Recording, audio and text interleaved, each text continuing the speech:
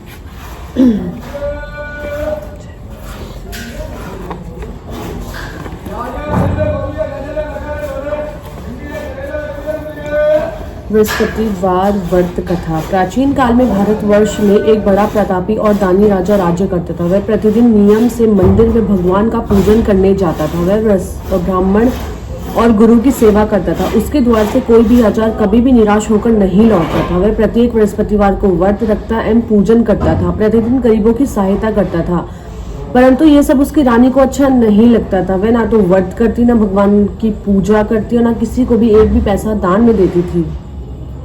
वह राजा को भी ऐसा करने से मना करती थी, लेकिन राजा नियम से व्रत, पूजा, दान आदि कार्य करता था। एक दिन राजा शिकार खेलने के लिए वन को चला गया।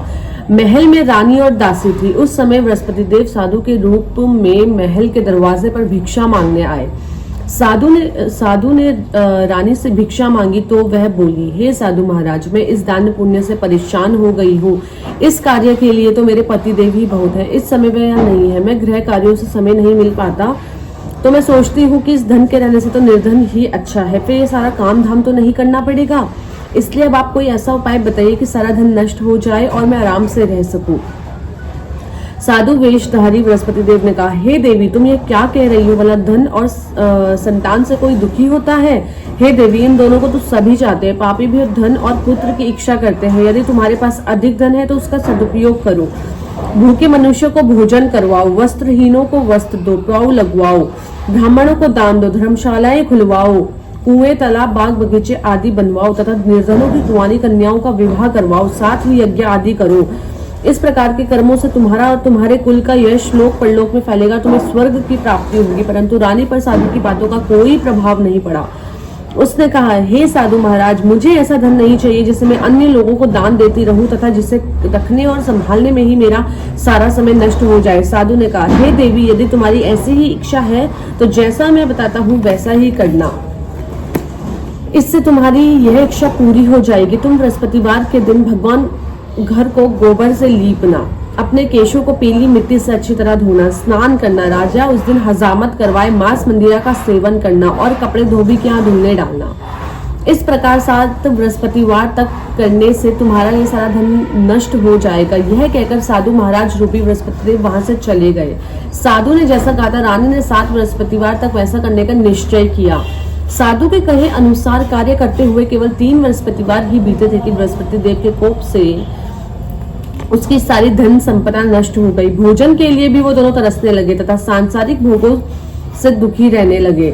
तब राजा ने रानी से कहा, हे रानी, तुम यहाँ रहो, मैं परदेश जाता हूँ। यहाँ पर मुझे सभी मनुष्य जानते हैं, इसलिए मैं यहाँ कोई कार्य नहीं कर सकता। देश चोरी परदेश भीख बराबर है। यह कहकर राजा परदेश चला गया। वहां उसे कोई और काम न मिला तो वह जंगल से लकड़ी काट कर लाने और शहर जाकर बेचने लगा। इस प्रकार से वह अपना जीवन व्यतीत करने लगा। इधर राजा के बिना रानी और दासी दुखी रहने लगी। उन्हें किसी दिन भोजन मिलता और किसी दिन वह केवल जल पीकर ही रह जाती। एक बार रानी और दासी को 7 दिन तक भोजन नहीं मिला तो रानी ने अपनी दासी से कहा, जा, पास के नगर में ही मेरी बहन रहती है, वह बहुत धनवान है, तो उसके पास जा और उससे 5 शेर भेजर मांग ला, जिससे कुछ दिन के लिए गुजारा हो जाएगी। दासी रानी की बहन के यहाँ गई। उस दिन बृहस्पतिवार था। रानी की बहन उस समय बृहस्पति देव की पूजा कर रही थी। दासी ने रानी की बहन से कहा, हे रानी, मुझे आपकी बहन ने भेजा है, मुझे 5 शेर भेजा दे दो। दासी ने कई बार कहा, परंतु रानी की बहन ने कोई उत्तर नहीं दिया, क्योंकि वह उस समय बृहस्पतिवार की व्रत कथा सुन रही थी। जब रानी की बहन ने दासी को कोई उत्तर नहीं दिया तो वह बहुत दुखी होकर लौट गई। लौटकर उसने रानी से कहा, हे रानी, आपकी बहन बहुत ही घमंडी स्त्री है, वह छोटे लोगों से बात नहीं करती। मैंने उनसे कहा तो उन्होंने कोई उत्तर नहीं दिया, मैं वापस चली आई। रानी बोली, इसमें उसका कोई दोष नहीं है, बुरे दिनों में कोई सहारा नहीं देता, अच्छे बुरे का पता विपत्ति के समय ही चलता है। जो ईश्वर की इच्छा होगी वैसा ही होगा, यह सब हमारे भाग्य का दोष है। इधर जब रानी की बहन कथा सुनकर उठी तो उसने सोचा, मेरी बहन की दासी आई थी, परंतु व्रत की कथा सुनने के कारण मैं उससे कुछ नहीं बोली, इससे वह बहुत दुखी होगी।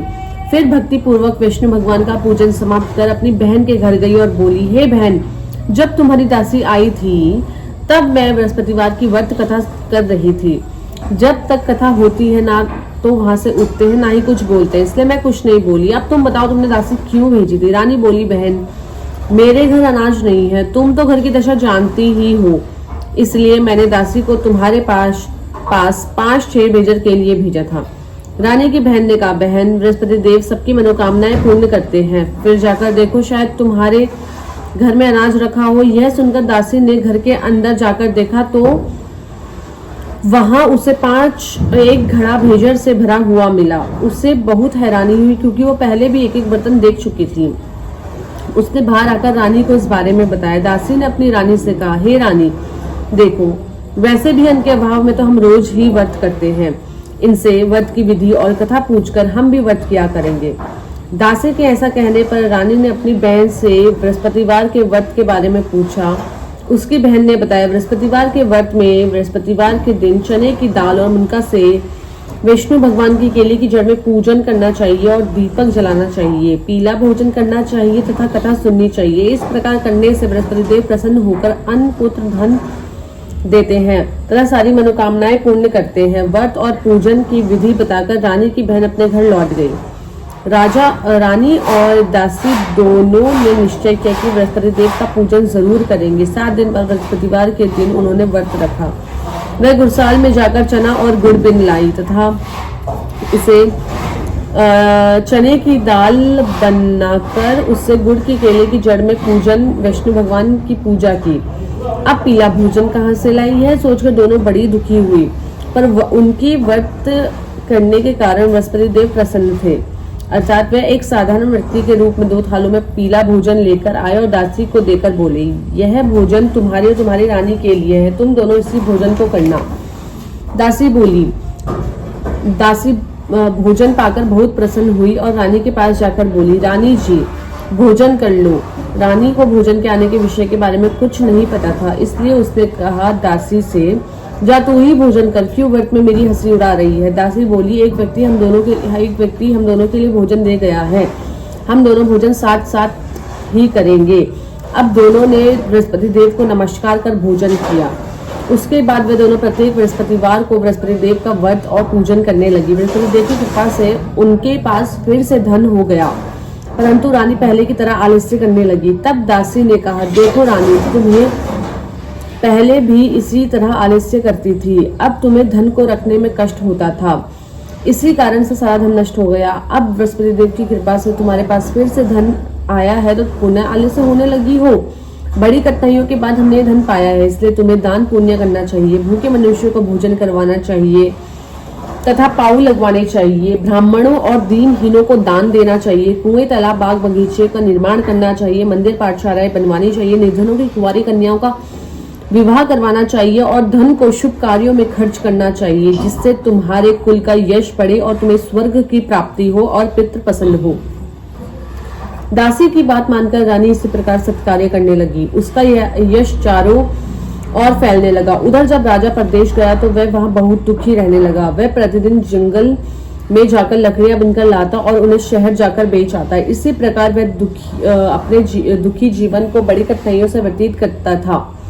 एक दिन राजा दुखी होकर अपने बीते हुए दिनों को याद करके रोने लगा। तभी वहां बृहस्पति देव एक साधु के रूप में आए और राजा के पास आकर बोले, हे लक्कड़हारे, तुम इस सुनसान जंगल में किस चिंता में खोए हुए बैठे हो, मुझे बताओ। यह सुनकर राजा की आंखों में आंसू भर आए और वह साधु को प्रणाम कर बोले, हे प्रभु, आप तो सब कुछ जानते हैं। यह कहकर राजा ने साधु को अपनी सारी कहानी सुना दी। महात्मा जी ने राजा से कहा, हे राजा, तुम्हारी पत्नी ने बृहस्पति देव का अनादर किया था, जिसकी वजह से तुम्हारी यह दशा हुई है। अब तुम किसी प्रकार की चिंता ना करो, भगवान तुम्हें पहले से भी अधिक धन देंगे। तुम्हारी पत्नी ने बृहस्पतिवार का व्रत करना प्रारंभ कर दिया है।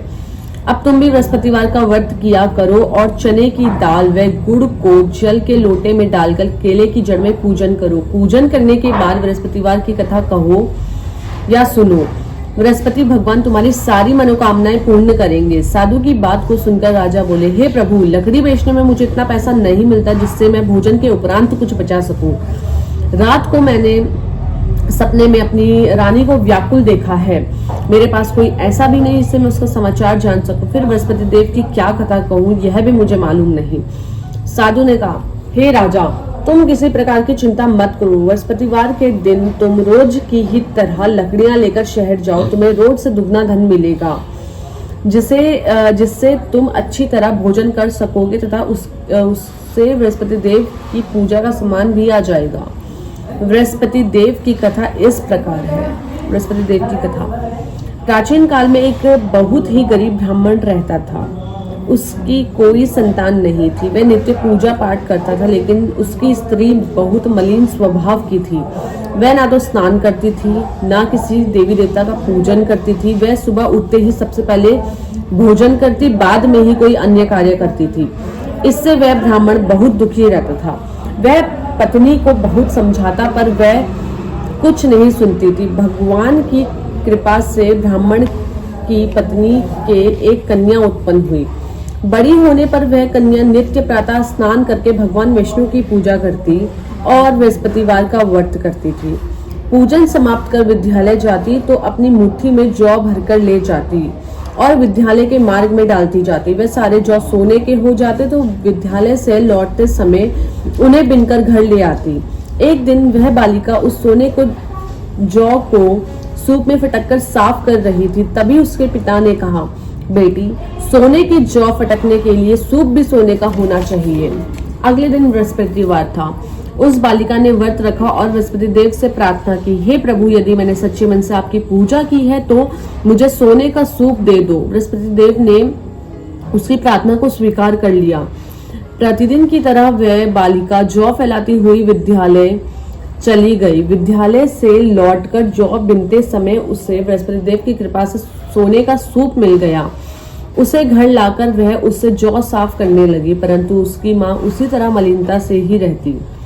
एक दिन वह कन्या सोने के सूप में उस सोने के जौ को साफ कर रही थी। उसी समय उस नगर का राजकुमार वहां से गुजरा। इस कन्या के रूप, शील और गुणों को देखकर वह इस पर मोहित हो गया। राजमहल लौटकर उसने भोजन और जल त्याग दिया और वह उदास होकर लेट गया। राजा को जब राजकुमार के अन्न जल त्यागने के बारे में पता लगा तो वह प्रधानमंत्री के साथ राजकुमार के पास गया और बोला, हे प्रभु, तुम्हें क्या कष्ट है? किसी ने तुम्हारा अपमान किया है या कोई और कारण है? मुझे बताओ, मैं वही करूंगा जिससे तुम प्रसन्न हो। अपने पिता की बात सुनकर राजकुमार ने कहा, आपकी कृपा से मुझे किसी प्रकार का कोई दुख नहीं है, ना किसी ने मेरा अपमान किया है, लेकिन मैं उस लड़की के साथ विवाह करना चाहता हूँ जो सोने के सूप में सोने के जौ को साफ कर रही थी। यह सुनकर राजा को आश्चर्य हुआ और वह बोले, हे पुत्र, तुम ही इस तरह की कन्या का पता बताओ, मैं तुम्हारा विवाह उसी के साथ अवश्य ही करवा दूंगा। राजकुमार ने राजा को उस कन्या के घर का पता बता दिया। प्रधानमंत्री उस लड़की के घर गया और राजकुमार की इच्छा के बारे में ब्राह्मण को बताया। कुछ ही दिन बाद ब्राह्मण ने विधि विधान के अनुसार अपनी कन्या का विवाह राजकुमार के साथ कर दिया।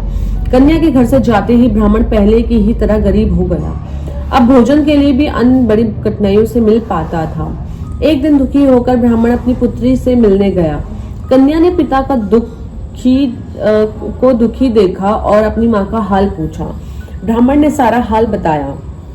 कन्या ने अपने पिता को बहुत सा धन देकर विदा कर दिया। इस प्रकार ब्राह्मण का कुछ समय सुखपूर्वक बीता, लेकिन कुछ दिनों बाद फिर वही हाल।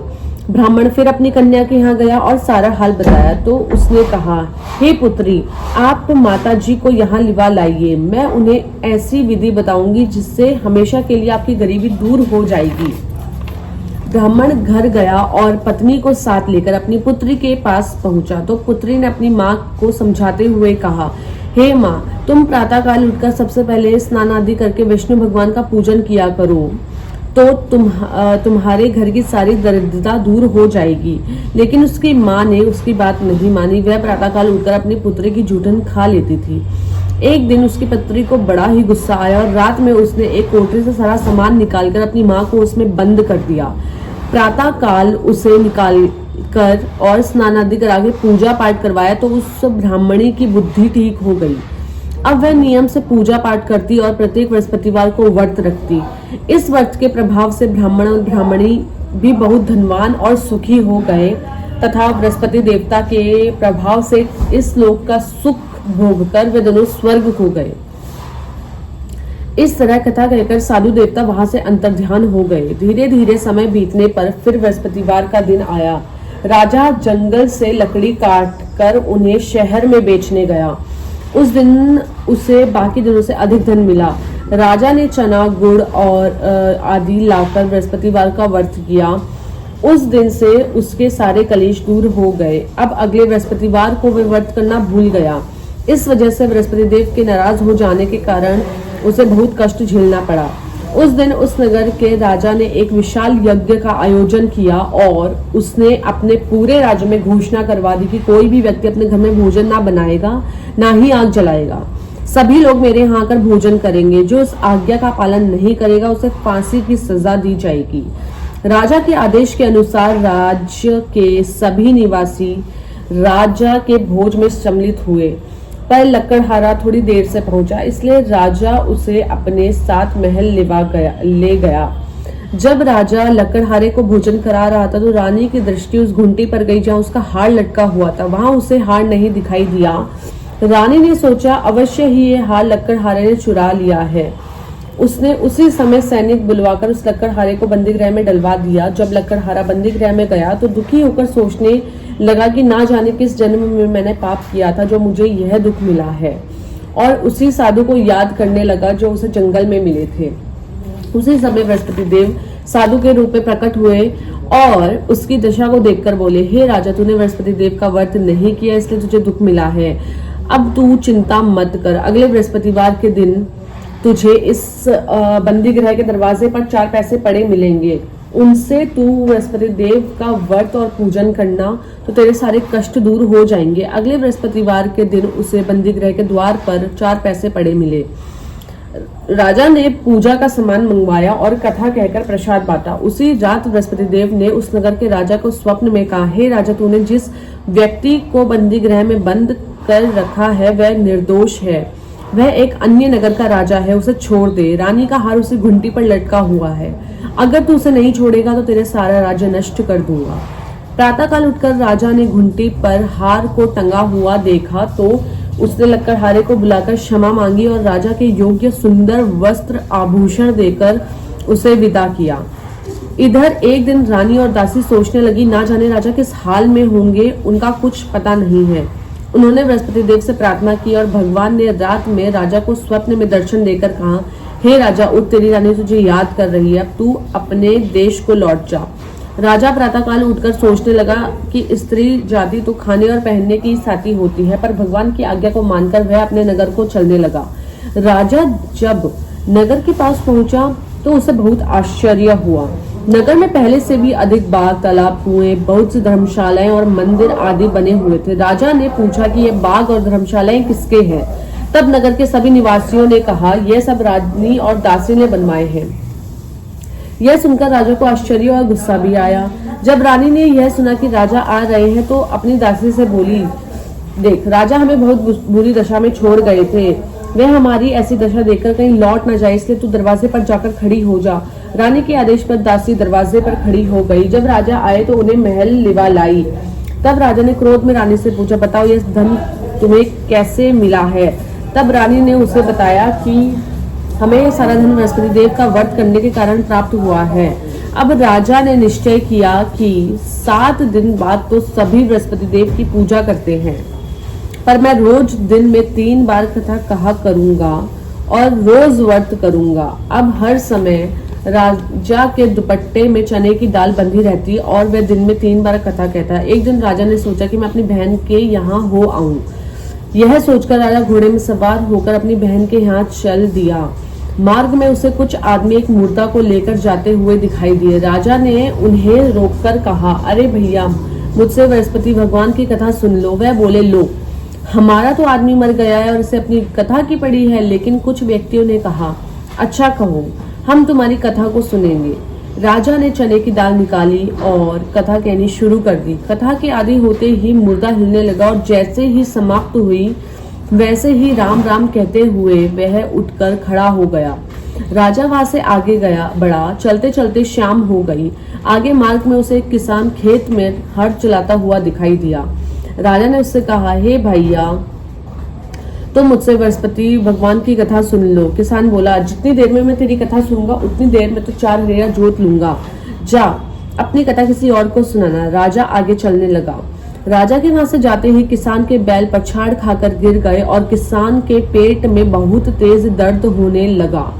उसी समय किसान की माँ रोटी लेकर खेत पर आई। जब उसने अपने पुत्र की यह दशा देखी तो सारा हाल पूछा। किसान ने सारा हाल बता दिया। किसान की माँ दौड़ी दौड़ी राजा के पास गई और उससे कहने लगी, मैं तुझसे कथा सुनूंगी, तू अपनी कथा मेरे खेत पर चलकर ही कहना। राजा ने लौटकर खेत पर जाकर कथा कही, जिसे सुनते ही बैल उठकर खड़े हो गए और किसान के पेट में दर्द होना भी बंद हो गया। राजा अपनी बहन के घर पहुंचा। बहन ने भाई का बड़ा स्वागत किया। दूसरे दिन प्रातःकाल राजा जागा तो उसने देखा कि सभी व्यक्ति भोजन कर रहे हैं।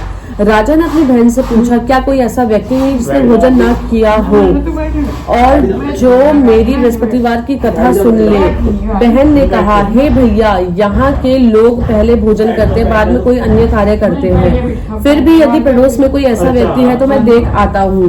यह कहकर बहन देखने गई, लेकिन उसे कोई ऐसा व्यक्ति ना मिला जिसने भोजन ना किया हो।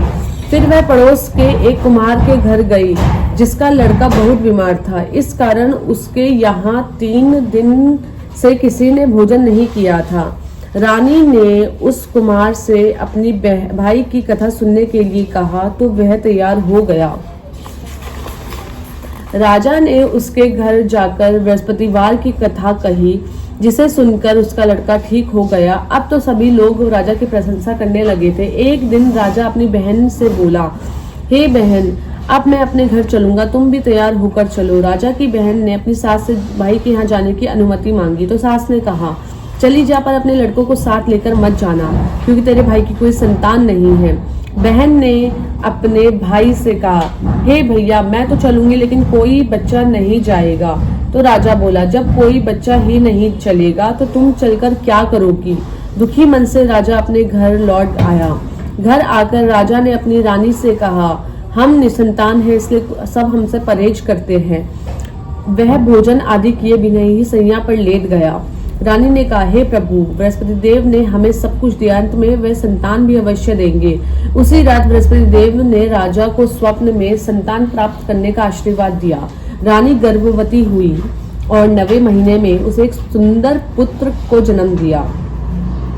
तब राजा ने अपनी रानी से कहा, हे रानी, स्त्री बिना भोजन के रह सकती है, पर बिना कहे नहीं। मेरी बहन आई तो तुम मुझसे कुछ मत कहना। रानी ने हाँ कर दी। राजा की बहन शुभ समाचार सुनकर बहुत खुश हुई तथा बधाई लेकर अपने भाई के घर आई। तो रानी ने कहा, घोड़ा चढ़कर नहीं आई, गधा चढ़ी आई। राजा की बहन बोली, भाभी, मैं इस प्रकार ना कहती, तुम्हें संतान कैसे मिलती। इस प्रकार जिसके मन में जो मनोकामनाएं हैं सभी बृहस्पति देव पूर्ण करते हैं। जो व्यक्ति नियम से सद्भावना पूर्वक बृहस्पतिवार का व्रत करता है और कथा पढ़ता है, सुनता है, बृहस्पति देव उसकी सारी मनोकामनाएं पूर्ण करते हैं और सदा उसकी रक्षा करते हैं। जब रानी और राजा ने सच्ची भावना से बृहस्पति देव की कथा का गुणगान किया तो उसकी सारी इच्छाएं बृहस्पति देव ने पूरी कर दी। इसलिए सबको बृहस्पति देव की कथा सुनने के बाद प्रसाद लेकर जाना चाहिए और सच्चे हृदय से उनका मनन करते हुए जयकारा बोलना चाहिए। बोलो बृहस्पति भगवान की जय। ओम जय बृहस्पति देवा बृहस्पति देवा छिन्न छिन्न भोग लगाओ, छिन्न छिन्न भोग लगाओ, कदली फल मेवा। ओम जय बृहस्पति देवा, तुम पूर्ण परमात्मा, तुम अंतर्यामी प्रभु, तुम अंतर्यामी, जगत पिता जगत पिता जगदीश्वर, तुम सबके स्वामी। ओम जय बृहस्पति देवा, चरणामृत निज निर्मल, तुम पातक हरता प्रभु, तुम पातक हरता, सकल मनोरथ दायक, सकल मनोरथ दायक, कृपा करो भरता। ओम जय बृहस्पति देवा, तन मन धन अर्पण कर, जो जन शरण पड़े प्रभु, जो जन शरण पड़े, प्रभु प्रकट तब हो कर, प्रभु प्रकट तब हो कर, आकर द्वार खड़े। ओम जय बृहस्पति देवा, दीन दयालु दयानिधि, भक्तन हितकारी प्रभु, भक्तन हितकारी, पाप दोष सब हरता, पाप दोष सब हरता, भव बंधन हारी। ओम जय बृहस्पति देवा, सकल मनोरथ दायक, सब संशय तारी प्रभु, सब संशय तारी, विषय विकार मिटाओ, संतन सुखकारी। ओम जय बृहस्पति देवा, जो कोई आरती तेरी प्रेम सहित गावे प्रभु, प्रेम सहित गावे, ज्येष्ठानंद आनंद कर, ज्येष्ठानंद आनंद कर, सो निश्चय पावे। ओम जय बृहस्पति देवा, प्रभु जय बृहस्पति देवा।